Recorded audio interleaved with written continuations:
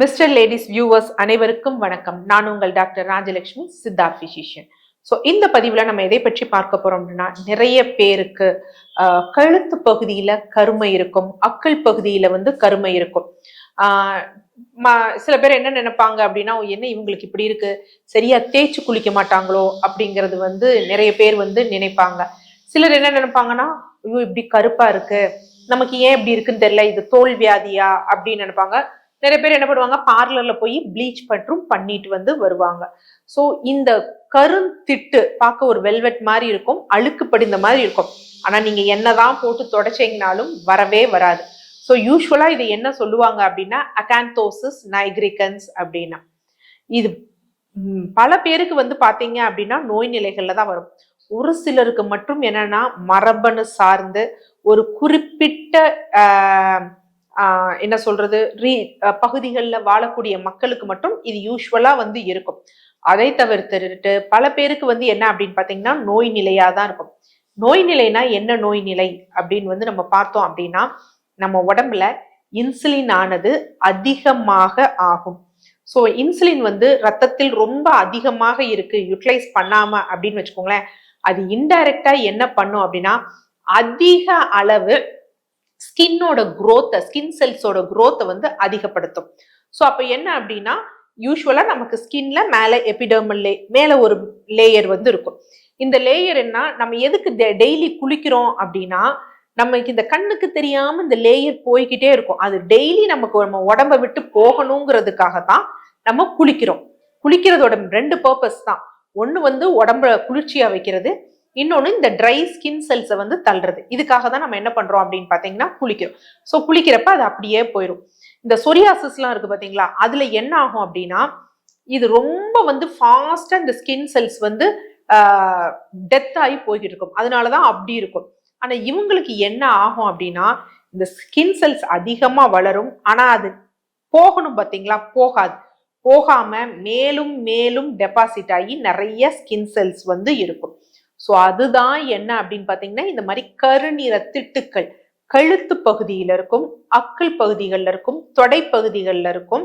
அதே மாதிரி இந்த கைகள் இருக்கு பாத்தீங்களா, நம்மளுடைய அந்த மடிப்புகள் அங்க இருக்கும்.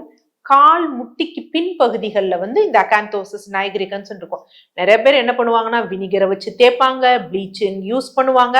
பார்லர் போய் நீங்க எடுத்தீங்கன்னா சப்சைட் ஆகும், ஏன்னா அவங்க ப்ளீச் பண்ணி விட்டுருப்பாங்க, ஆனா திருப்பி வர ஆரம்பிக்கும். ஸோ இது இருந்ததுனாலே ஒண்ணு அவங்க உடல் பருமன் இருக்கக்கூடிய ஆட்களா இருப்பாங்க, இல்ல சர்க்கரை நோய் இருக்கக்கூடிய ஆட்களா இருப்பாங்க, இல்ல சர்க்கரை நோய் இருக்கும் ஆனா நமக்கு தெரியாது. ஸோ இது ரெண்டுலயும் காரணம் என்ன அப்படின்னு பாத்தீங்கன்னா, இன்சுலின் ரெசிஸ்டன்ஸ் அதிகமாக இருக்கிறது. இது இல்லாம சில ஹார்மோனல் மாத்திரைகள் எடுக்கிறது, கருத்தடை மாத்திரைகள் எடுக்கிறது, ஸ்டீராய்ட் சார்ந்த மாத்திரைகள் எடுக்கிறது. ஸோ இந்த மாதிரி எடுக்கும் பொழுதும் பக்க விளைவாக என்ன அப்படின்னு பாத்தீங்கன்னா, இந்த கருந்திட்டுக்கள் அமையும். அப்ப என்ன காரணங்களால இந்த மாதிரி மருந்துகளால வந்தது அப்படின்னா, அதை ஃபர்ஸ்ட் நம்ம அவாய்ட் பண்ணும். இல்ல உடல் பருமன் இருக்கு, இல்ல எனக்கு பாத்தீங்கன்னா சுகர் இருக்கு, மாதவிடாய் கோளாறு இருக்கு, தைராய்டு இருக்கு அப்படின்னா அதற்குரிய முயற்சிகள்ல நம்ம ஈடுபடணும். பட் எதுவானாலும் இதுல உடல் இளைப்புங்கிறது ரொம்ப முக்கியம்.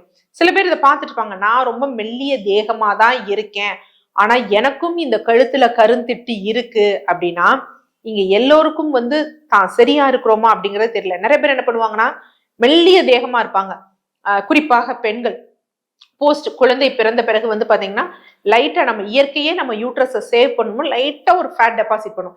நம்ம என்ன பண்ணுவோம், ஸ்கிரீன்ல பாக்குற கதாநாயகிகளோ இல்ல இவங்களை பார்த்துட்டு அப்படி இருக்கக்கூடாதுன்னு நினைச்சு, நான் இழைக்கணும் தொப்பை போட்டுருச்சு அப்படிங்கிற மாதிரி இருக்கிறவங்களும் இருக்கிறாங்க. சில பேர் என்ன பண்ணுவாங்கன்னா, உடல் அவங்க நார்மல்ல விட கொஞ்சம் இதா இருப்பாங்க, அவங்க டிரான்சிஷன் ஆயிருப்பாங்க, இன்சுலின் ரெசிஸ்டன்ஸ் குறைஞ்சு போனதுனால, ஆனா அவங்களுக்கு மெல்லியதான் இருப்பாங்க அப்படின்னு நினைச்சு கொண்டிருப்பாங்க. ஸோ அதனால நம்ம இருக்கும் நிலை நமக்கு சரியா இருக்கான்னு நம்ம புரியாம இருக்கிறதுனால, ஒல்லியா இருக்கிறதுனாலையும் இருக்கு அப்படின்னு நம்ம நினைக்க கூடாது. ஸோ அப்படி இருந்ததுனாலே என்ன அப்படின்னா, நமக்கு இன்சுலின் ரெசிஸ்டன்ஸ் இருக்கணும். ஒரு சிலருக்கு தான் பரம்பரை சார்ந்து வர்றது, ஒரு சிலருக்கு தான் மெல்லிய தேகமா இருக்கிறது.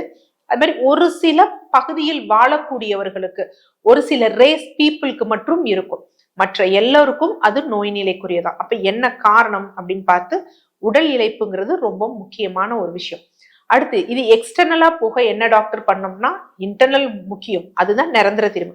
ஸோ எக்ஸ்டர்னலா நம்ம என்ன பண்ணலாம் அப்படின்னா உருளைக்கிழங்கு. ஸோ நார்மலா என்ன பண்ணலாம் அப்படின்னு பாத்தீங்கன்னா உருளைக்கிழங்கு.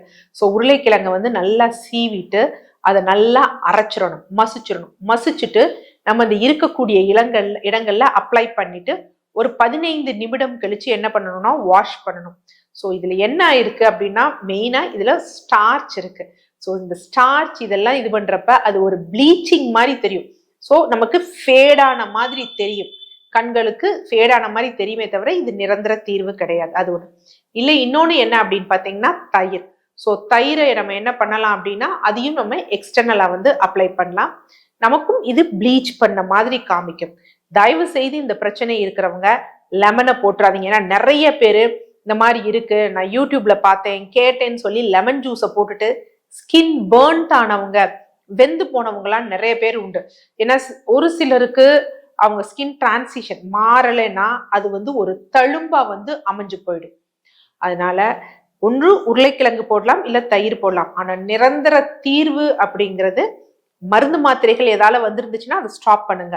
இந்த மெட்டபாலிக் டிசார்டர், தைராய்டு, இந்த மாதிரி பிரச்சனை, உடல் பருமன் இருந்தது அப்படின்னா அதை குறைக்க நம்ம ட்ரை பண்ணோம்னா போதும், ஆட்டோமேட்டிக்கா கண்ணுக்கு தெரியாம இது போயிடும். இன்டர்னலா என்ன சாப்பிடணும் அப்படின்னு பாத்தீங்கன்னா சப்போஸ் தைராய்டு புரியவங்களா இருந்தாங்க அப்படின்னா சீதா இலைச்சாறு, மல்லி டீ, அந்த மாதிரி விஷயத்த வந்து யூஸ் பண்ணுங்க.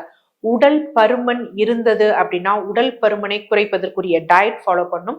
குறிப்பாக பட்டை இருக்கு பார்த்தீங்களா, பட்டையை சேர்ந்த டீ, அந்த மாதிரி விஷயத்த வந்து நம்ம வந்து ஃபாலோ பண்ணலாம். இது இல்லாம சர்க்கரை நோயாளிகளாக இருந்தாங்க அப்படின்னா அவங்க ஆவாரம் பூட்டி, அது மாதிரி நெல்லி ஊறல் குடிநீர், இதையெல்லாம் வந்து ஃபாலோ பண்ணாங்க அப்படின்னா நல்லா அவங்களுக்கு வந்து ரெடியூஸ் ஆகும். எனக்கு இந்த மாதிரி இல்லை, கொஞ்சம் ஸ்கின் க்ளோயிங்கா இருக்கணும் அப்படிங்கிறப்ப என்ன ஃபாலோ பண்ணலாம்னா கேரட் ஜூஸ் வந்து எடுத்துக்கலாம். ஸோ கேரட் ஜூஸ் அப்படின்னா நல்ல ஒரு கேரட்டை வந்து நல்லா சீவிடணும். ஸோ சீவிட்டு அதனுடன் ஒரு 2 சில் தேங்காய் வந்து போட்டுட்டு மிக்சியில நல்லா தண்ணீர் விட்டு அரைச்சு பிழிஞ்சிடணும். ஸோ பிழிஞ்சோம் அப்படின்னா அந்த வரக்கூடிய ஜூஸை இன்டர்னலா வந்து எடுத்துக்கலாம். ஸோ இந்த ஜூஸை வந்து டயபெட்டிக் நல்ல கண்ட்ரோல்ல இருக்க பேஷண்ட்ஸ் கூட எடுக்கலாம். ஸோ இதை காலையில எம்டி ஸ்டமக்ல வந்து எடுக்கலாம். இது என்ன பண்ணும் அப்படின்னா நார்மலாவே இந்த கேரட்ல இருக்கக்கூடிய பிக்மெண்டின் ஸ்கின்னுக்கு வந்து ஒரு க்ளோயிங் கொடுக்கும். ஏன் இதை வந்து காயா சாப்பிடாம நம்ம அந்த ஜூஸா எடுக்கும் பொழுது அந்த பிக்மெண்ட் நமக்கு க்ளோயிங் கொடுக்கும். ஸோ அதனால அதுவும் கொஞ்சம் ஃபேட் ஆகும். ஸோ இந்த மாதிரி ஃபாலோ பண்ணுங்க.